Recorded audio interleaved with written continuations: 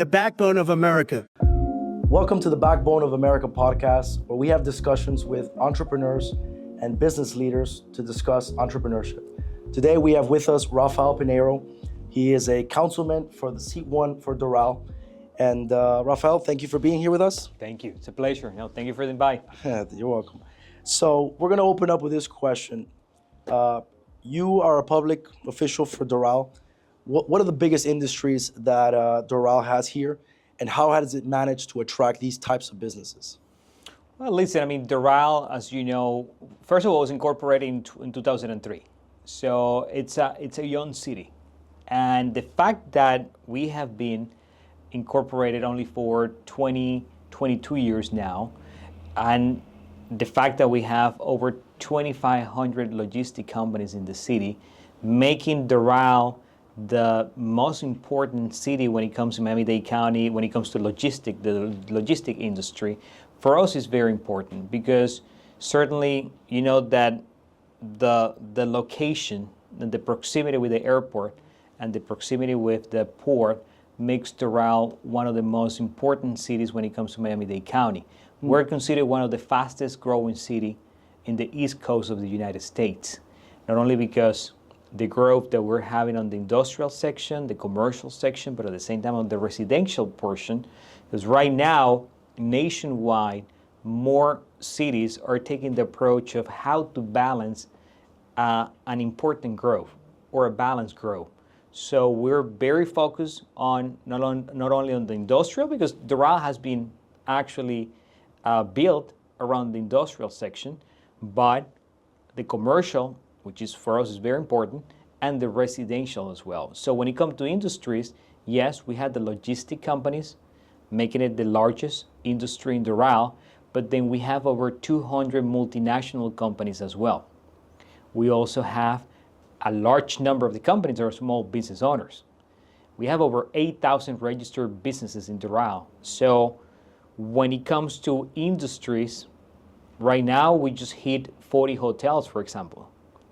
We are the third municipality when it comes to hotel occupancy in Miami-Dade County, which is very important. We're right behind the city of Miami and Miami Beach. So the fact that we're the third one, it tells you that Doral not only is a place where industry like the logistic companies are located at, but it's also a city where a lot of tourism or tourists are actually coming to our city. So it's a mix of industries that's still on the grow, but the fact again that we have over 2,500 logistic companies, over 200 multinational companies, over 400 restaurants in the city right now, over 40 hotels now. So that makes Doral certainly kind of the epicenter of Miami-Dade County. Yeah, agreed. So location is important. It is. And there's no doubt that we're close to the airport and to the port, but there are many cities that are close by, you know? So is there anything else that makes Doral very unique for starting a business here? You have a big population of Venezuelans that live here. You yourself are from Caracas. Venezuela, yes. Why, these claims, Miami Springs can make, Coral Gables can make, is there anything else that's very unique to Doral? Well, listen, the diversity. Yes, close to 40% of the population are Venezuelans now in Doral. Remember, we're a population of 84,000, a city of 84,000 residents. So, and we have had a growth of about 45% on population in the last 10 years alone. So diversity is one of the probably most unique characteristics when it comes to Doral. We have over 30 different nationalities as part of our city. Makes Doral a very rich community when it comes to cultural speaking. So that's a big difference between Doral and any other municipalities in Miami-Dade County. So the results are definitely there. When I heard that Doral was one of the fastest growing cities I think it said in the U.S., I was like, how have I, as a businessman, not been able to capitalize on this or monetize this? Let's discuss micro entrepreneurs now that we're talking about small businesses. Food trucks. Yes. We discussed that they're illegal in the city of Doral. I don't want to use the word illegal, I mean, but we don't have an ordinance in Doral to allow food trucks. Then but- tell me what happens if you find the food truck in Doral. Because let me tell. Well, they get a warning. I mean, it's potentially a violation. Okay. That I mean, we can work that out with code compliance later. But remember, Miami-Dade County has an ordinance for food trucks. So food trucks, yes, they're allowed in the county, but on county property. So Which you mentioned were on main streets. So even if they're in Doral, but they're on a main avenue, does that qualify as Doral or no? no, because still, well, yeah. I mean, if even if you're in a main street or avenue inside the city, that's Doral. But when it comes to an ordinance like the one for food trucks, they're allowed just on county sections. So not in a city section like Doral. So meaning, and this is the best example, 87th Avenue. 87th Avenue northbound, once you pass 58th Street between 58 and 64, even if you keep going to 74, that area between 58 and 64, that's county property. It's not Doral. So you see food trucks in that area because they're in compliance with the county ordinance when it comes to food trucks. But you don't see food trucks inside the city of Doral for the same reason that, number one, we don't have a food truck ordinance in place. So, but we do offer opportunities to food trucks when it comes to events, parks events, Right. for example. We do host a lot of parks events every month, pretty much, and opportunities for food trucks are allowed. Yeah. Now, why not? I mean, what's the pro? Give me the pros and cons of why the city would not want it. At some point, and this is something that we can revisit. I mean, I'm not saying that I'm opposed to the idea. This is something that we can always revisit. At some point, the reasoning behind not having or allowing food trucks inside the city of Doral was to kind of to respect those business owners or those people that are paying for rent. Yeah. They have to go through the whole process of opening your business, not only with the city but with the county process as well. The fact that you have to pay all the utilities. I mean, it's kind of a form of respect to those that are opening their business in the city. However, again, looking into the future of Doral doesn't mean that it's always going to be the same, because you can have a large area or lot without any other use that may be opening your whole food truck kind of a court, like a food court Right. of all food trucks, for example. So why not? That could be a good business opportunity looking into the future for the owner of that particular land. Right. So I think it's something that we can always revisit and consider. It's a great business. I mean, I like food trucks. I mean, I don't go every week, but I do go very often. So And today, none of those exist in Doral, or do they? not inside Doral, no, not inside the city, because again, they're not allowed. I just wasn't sure if one food truck was different than owning a property of, let's say, 1 acre, and then renting it out to 5 food trucks, and now it's not a food truck; it's a sublease kind of scenario, you know? I mean, we haven't encountered that particular type of business in the city yet, like a business opportunity if you're the owner of that particular property. But it's something that we can certainly consider if it comes to that. And I think it's something that we can certainly take a look at it. Another business category that I've seen that's actually very unique and new is there used to be these nail salons. Yes. But now people don't want to go to, or they don't want to, they want to be more economical than renting out one location for one nail salon. What they'll do is they'll lease out the space, and then they'll sublease out 10 different chairs for small areas, you know, for these micro entrepreneurs. Right. That's legal because I've seen many of them here in Doral, I'm assuming, right? Well, now you have these places that you rent, as you mentioned, instead of renting the whole area for you to have your hair salon or your nail business. Now you rent like these small areas or spaces in a very affordable cost that you pay every week as a business owner, and that's a good way for you to start your own business as an entrepreneur. However, I always recommend everyone to, if you want to open a business in Doral, make sure to pass by our second floor at City Hall and talk to our planning and zoning department to make sure that the business that you're looking to open in the city, that particular location allows the use that you want to have and that location, because sometimes what has been happening, especially from people from other countries, they come, they rent the place, and after they rent, they go to the city and they found out that the type of business that they want to use, that they want to open, is not allowed. Or two, they have to do a lot of renovations inside the place that is going to take time. It's going to cost you money. So you want to avoid that. You want to avoid going through the planning and zoning department process and find out that the location that you already rent has violations based on illegal construction that took place by the previous tenant. Understood. So those are things that you always want to avoid when you open a business in not only Doral, but in Miami-Dade County. Anywhere, really. Now, here's one thing that I've seen, which I hate. I mean, I hate bureaucracy. I'm a businessman, and I wanna operate. I wanna operate fast. One thing that I've seen is that restaurants, maybe not just Doral, but anywhere really, they rent the property, they put their sign up, and a year later, the restaurant still hasn't opened. From what I've heard, it's always permits, kitchens, whatever. It sounds like a nightmare. Does that exist? What's the delay? We have been working on that since we took office, and it's true. It's a mess, and it's something that it has to be better.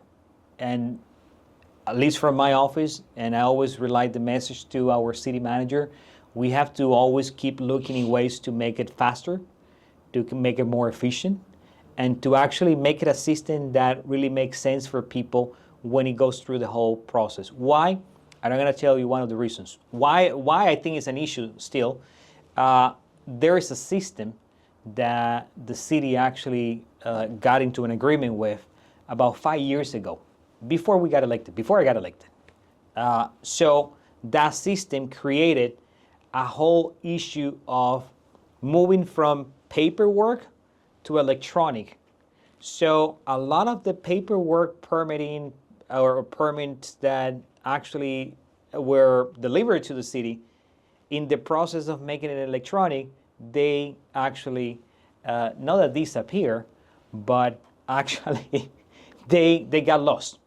And that created a whole mess in our city. What's the difference, by the way? So yes, that created a whole mess in our system. So let me tell you, a lot of the businesses that were trying to open about 4 or 5 years ago, instead of opening in 6 in a year, it took probably almost 2 years. And the city was responsible for that because of the system the changes that we made. So this is my answer, short answer to that is, it has to get better, absolutely. That in the last year, my humble opinion, we're doing a better job, absolutely. I can tell you that. And I'm going to tell you why we're doing a better job, because now we have mechanisms in place where if you file your permit, we're required to give you an answer in less than between 7 and 15 business days. For whatever application you submit, we're responsible to give you an answer in less than 2 weeks. So obviously, if I give you an answer and you have to make corrections to your permit or to your plan, we hope that you're quick in making those corrections, because here's the other part of the story that we have found out in the last 2 or 3 years.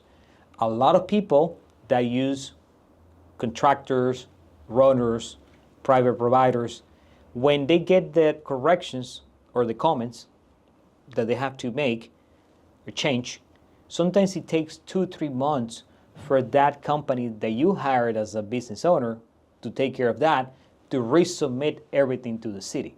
So and that shouldn't happen. Delays on their end, and that shouldn't happen. But what happened is the company is telling the owner, it's the city. The city is holding everything. And guess what? It's the company that you actually hired to take care of your permits. So that's something that we have been able to find out, and now we're making sure that the business owner, it's updated with the same information than your runner, your contractor, your private provider. So, and again, we're gonna continue to make changes, absolutely. We have to change the system looking into the future, I believe so. So, but we're very proactive about it, since we're very aware of the issue that we have been facing as a city. Understood. Tell me about these. If you don't know, it's fine. I'm curious. There's an iconic restaurant here in Miami, in the Doral downtown, Dragonfly, recently closed its doors. Yes. economic, ownership passed away? What was the scenario? No, I met the owner actually when they opened. As a matter of fact, I was working for the City of Doral as the chief of staff to the mayor back then when the business opened, and it was a great business. I think a lot of people missed the quality of their food and everything that they offer. I still missed it. They had another location in Central Florida. I think Dragonfly, the one in Doral, was the only one that they used to own. The main reason behind, and I think probably has been the reason for a lot of businesses, especially after COVID. A lot of people businesses after COVID, it was hard for them to get back on track, especially when it comes down to cost. Renting a place like that one of that size in that location is not cheap. So certainly taking care of those costs, even after COVID. Because I know business owners or tenants, landlords, I'm sorry, like downtown Doral, they certainly were trying to help businesses to stay alive during COVID and after COVID. But like any business, there's a point that if you don't get back on track, you're going to suffer the consequences. So I think that Dragonfly, unfortunately, is one of those restaurants or businesses that didn't survive after all the impacts after COVID. And it's a shame that they had to leave the city. And again, I know the owner, great guy, and I hope that hopefully in the future we get another chance and they come back to Doral at some point. Yeah, agreed. And there's a new restaurant coming up, so really nice one too. They have a... Well, Negroni is actually doing their grand opening today. Oh yeah. So Negroni is another great restaurant, and they're doing pretty well. They do very well in the city of Miami. Yeah. And since they opened, because they already opened in Doral, but they're doing their official opening today. So I'm very confident that they're going to do well as well. Understood. Now, this is on another negative topic, but so important for small business entrepreneurs, something unforeseen that would happen. Mm-hmm. We discussed it earlier before we started the shooting here in City Place, Doral. Right. Crazy things that happened. This obviously no one could have spotted this, but the business as of today, it's shut down. It was for economic reasons. Has nothing to do with the city or anything. Right. What would you have done if you were the business owner? Clearly, it's a safety issue, so a lot of individuals are not going to want to do, at least not right away, So maybe shut it down for a couple months and then start it up again, or do you think there's no hope for that? It's just an unfortunate event. Listen, I think it's certainly number one. It was a very unfortunate event. I mean, not only for the tragic that took place, the life that we lost, but at the same time, and this is something that I always like to talk about it, because remember, Doral is it's a family-oriented community. So the fact that we have, yes, one particular location like City Place, which by the way is the only location in the city that has the entertainment type of use. That's why when you have an organized city, you're not going to find another entertainment use in another section of the city. That's the only part of the city of Doral where you're going to find that type of use, meaning that places inside, like other ones that are still open, after they went through their extended hours permit, they're allowed to stay open until 3:30, 4 o'clock in the morning. So yes, this particular occasion, it was a very unfortunate case that happened. Obviously, they didn't make it after that incident. I believe they have other locations in Miami-Dade County, or another location in Miami-Dade County. And again, it's something that you never expected to happen as a business owner, especially in a city like Doral. If I just mentioned to you that we're the safest community in Miami-Dade County, it's something that certainly you don't want to see happening, especially in your business, if you're a business owner. So what I can tell you is that's why when you have businesses like that one, clubs, nightclubs, or any bars or places that especially sells alcohol until that particular hour, you always want to have it in a place that you can certainly control when it comes to safety. Yeah. And based on that incident, I can tell you this, we have, and this goes to businesses that are related to this industry.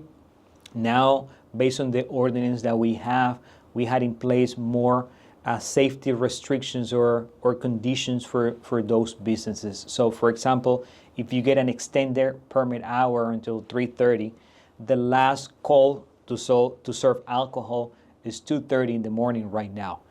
That's one. Two, the police department will be present at your location before getting the permit to make sure that it has all the security cameras in place, they have all the security measures, safety plans in place before getting your permit. Three, you're required to have an off-duty officer starting at 11 o'clock p.m. At your location. So after that incident took place, we took the necessary measurements. I think that we still have to make improvements to make that ordinance better. But again, it comes down to make sure that the residents and the visitors of that particular section, they feel safe, and something that we took care of it at that moment. Big business now. So I looked it up. Doral has very many large headquarters here. You got Carnival Cruises, owner of the Miami Heat, same owner that owns that. You got Pepsi South America, Perry Ellis International, Univision Network, and 20 others. Do any of these companies that came here, did they have any big incentives, or was it just like they start? Well, many of them were here long before Doral was even a great city. It's true. But if you wanna, we discussed it earlier regarding the small businesses.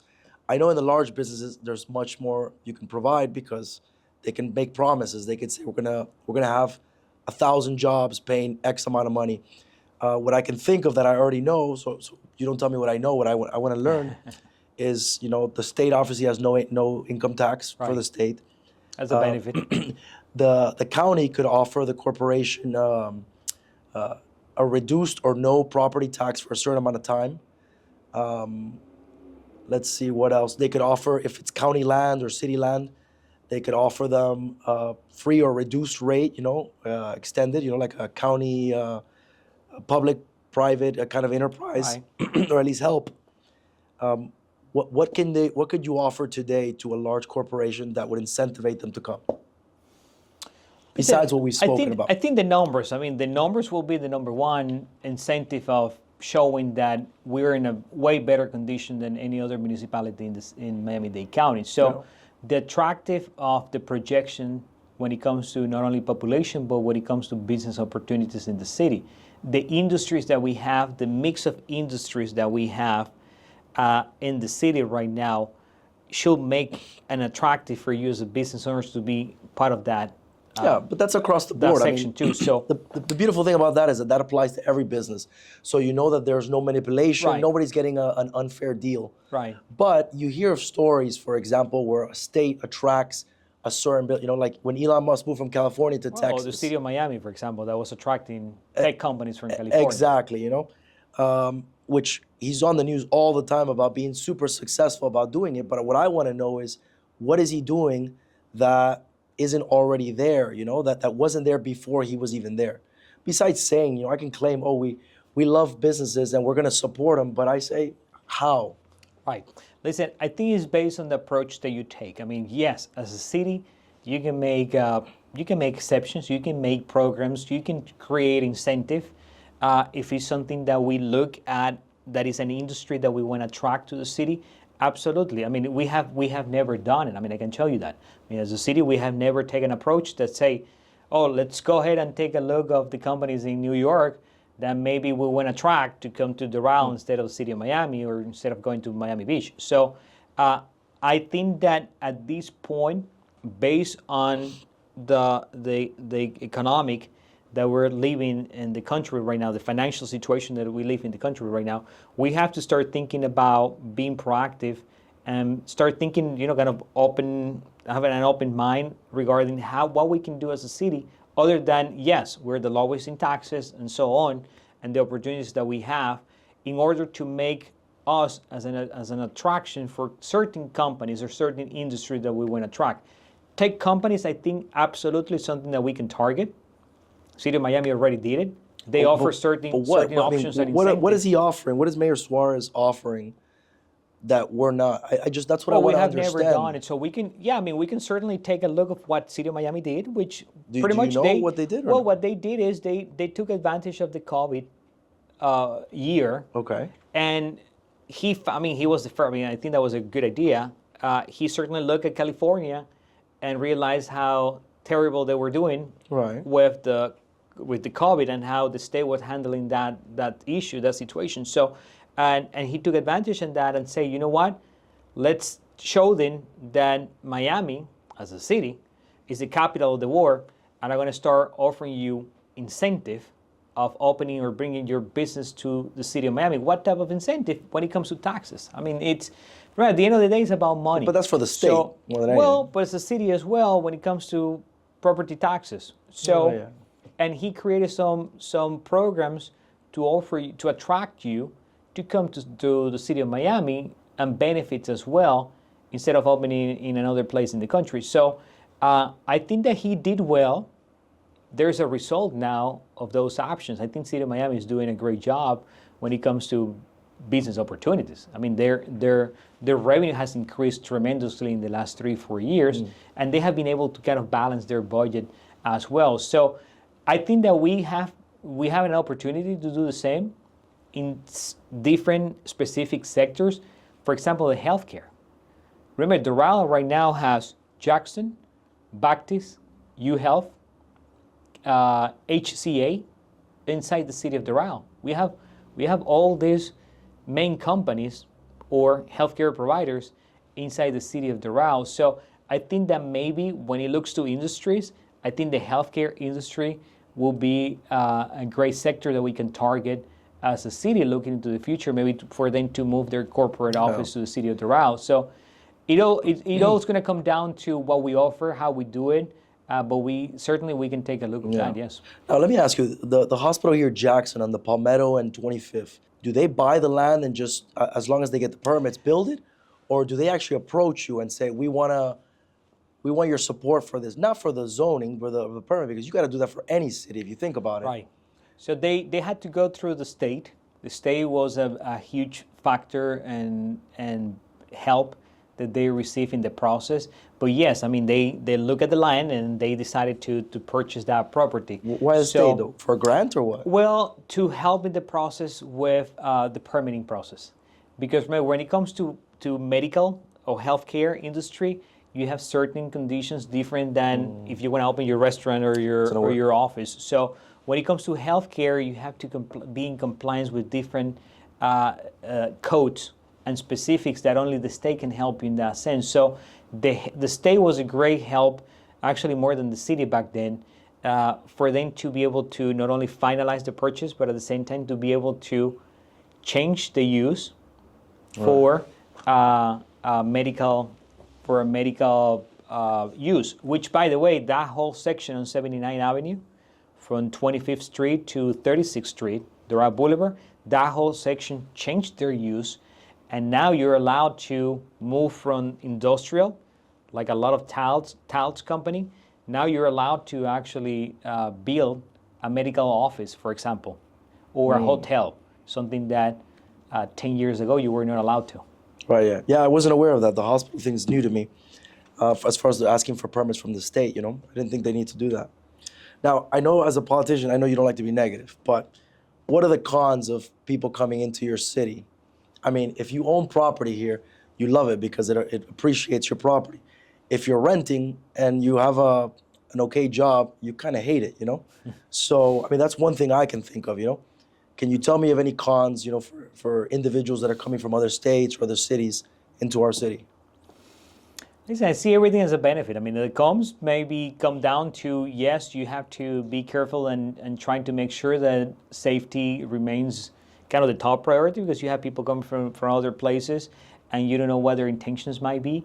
So I think that, yes, you have to put more attention on the safety part to make sure in special occasions or holiday, for example, spring break. Just to give you an example, I know City of Doral is not an issue during spring break, but you do have people that stay in Doral during spring break or during the holidays. I mean, you have, or give you another example, we do have the golf tournament. For example, we're going to have one this upcoming weekend. So you have people coming from all over the country. However, you always, depending on the occasion, you're always going to make sure that everybody that comes, we provide a safe environment for everyone. So obviously our police department increase their presence during these type of events. But other than that, I see it as a benefit. I mean, people come here, they spend their money in our restaurants, in our hotels, and in our businesses. So it's a positive thing. I mean, the residents have to see it in a positive way, because otherwise, and I don't want to talk about other municipalities, but otherwise you stay like a dormant type of city. Stagnant. That, yes, nothing happens other than residential, which is great. But remember that businesses are the ones that provide the opportunity to us, for us to be able to keep your taxes low, to make sure that we keep offering a good quality services to you. So we have to see it in a positive way. Understood. Now, finishing here, Doral's future. Are there any big projects that are going on right now, and who's involved? Well, we finally opened Doral Central Park, which I think it was a promise that we made during the last campaign cycle. We were able to put it back on track, and we opened it, Doral Central Park. Doral Central Park is becoming the most iconic park in Miami-Dade County. I didn't say that. It's actually the county made the statement, and it's a great park. You have to see it. We have a community center, we have an aquatic center, we have an amphitheater. It's becoming one of the most iconic parks in the history of Miami-Dade County, which is, for us, is great. Looking into the future of the city, yes, we're going to continue working on improving our park system, which is it's kind of the heart of the community as well. We're going to continue to make sure that there is a balance between residential, commercial, and industrial. And we're going to make sure that our services get better, not only for residents, but for business owners.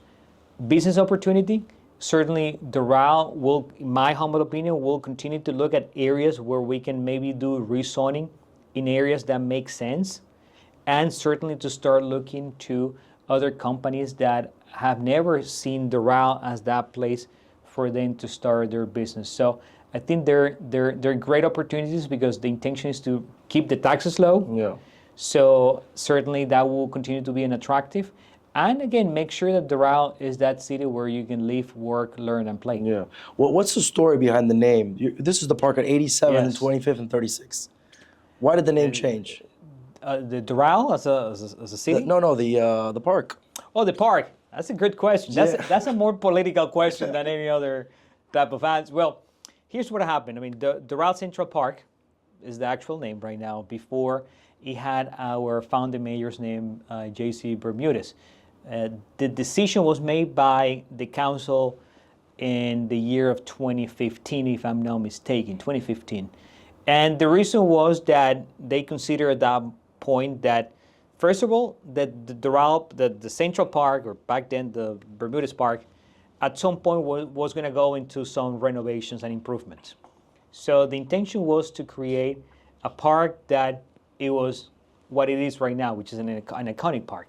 So the council back then said, you know what, we don't think that a park should be named under someone that is a current elected official, so let's change it for something that could be more kind of iconic and make a different projection, not only countywide, but nationwide. So the vision for Central Park was always kind of a mini Central Park inside Miami-Dade County. Yeah. And I think that we have been able to accomplish that. Again, that happened in 2015. I was not part of the council, so I didn't make that call. But I think Doral Central Park is a pretty cool name, and it's something very iconic. It's a very nice way to put it. I like the response. Yeah. So, on my closing question, in your opinion, who's who's Doral's most prominent businessman or business? That's a good question. Listen, if you go by number of employees, certainly the Trump National Doral is one of the tops. It used to be Carnival before COVID, and it was actually in that order. It was Carnival, it was Trump National Doral, Univision, yes, they were on the top 3, top 5. Perry Ellis has, right now I believe they still have over 500 employees. So I believe that certainly this industry have been companies and industry that have been in Doral for a good number of years already, that they make a tremendous impact when it comes to being the top employers inside the city. So I'm happy and grateful, and I'm thankful that they they're still part of our city, and I hope that they continue to be part of the city in the next years to come. So we have great industries, and they all do well, and I'm expecting that they're going to continue doing well. Yeah, yeah. And the golf course doesn't help that it's owned by the president, you know, so. Well, that times brings are good different now. We publicity. were not expecting for this to happen 10 years ago, but certainly it's an attraction too. Now they're they're doing well, and they're attracting more businesses and opportunities. I mean, they're booking more conferences than before, for example, from different companies nationwide and from other countries as well. So it's a benefit, absolutely it's a benefit, but we're also taking the benefit of that as well because we have more people coming to Doral to visit and spend their money. Very cool. Well, Rafael, I want to thank you for joining us in the Thank you, podcast. sir. It's a pleasure. Thank you for coming. Thank you for what you do. Made in America.